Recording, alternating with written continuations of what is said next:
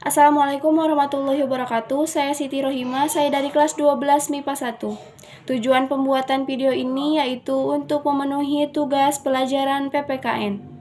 Perkembangan ilmu pengetahuan dan teknologi IPTEK telah membawa perubahan hampir di semua aspek kehidupan manusia, di mana sebagai permasalahan hanya dapat dipecahkan dengan upaya pengusahaan dan pengembangan ilmu pengetahuan dan teknologi.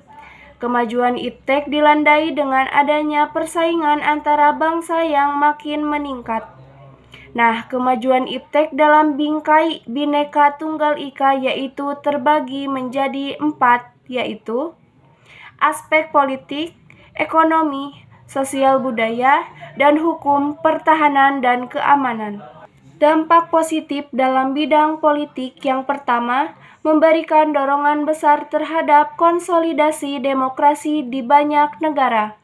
Yang kedua, meningkatkan hubungan diplomatik antar negara.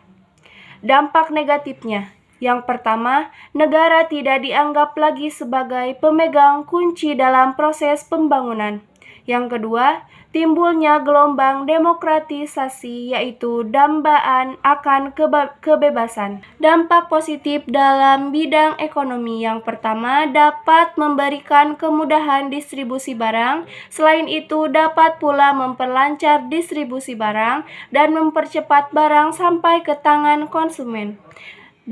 Yang kedua dapat memberikan kemudahan konsumen dalam pemenuhan kebutuhan. Dampak negatifnya yang pertama, dengan mudah melakukan transaksi internet akan memfasilitasi juga penyebab transaksi yang dilarang sebagai peselundupan, transaksi atau transaksi narkoba. Yang kedua, sering terjadi pembobolan sebuah lembaga atau rekening perorangan yang mengakibatkan kerugian finansial yang besar. Yang ketiga, banyak kasus penipuan dalam perdagangan. Dampak positif dalam bidang sosial budaya. Yang pertama, dapat terpenuhi kebutuhan manusia. Yang kedua, dapat membuat sesuatu dengan cepat dan mudah.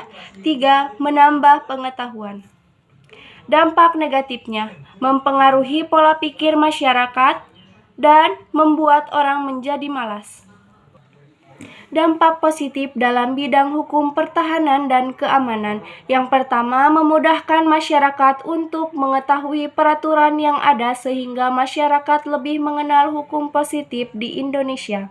Yang kedua, undang-undang atau peraturan yang akan direncanakan atau baru dibuat cepat sampai ke telinga masyarakat sehingga masyarakat tahu dan dapat memberikan tanggapan akibat hasilnya akan semakin optimal.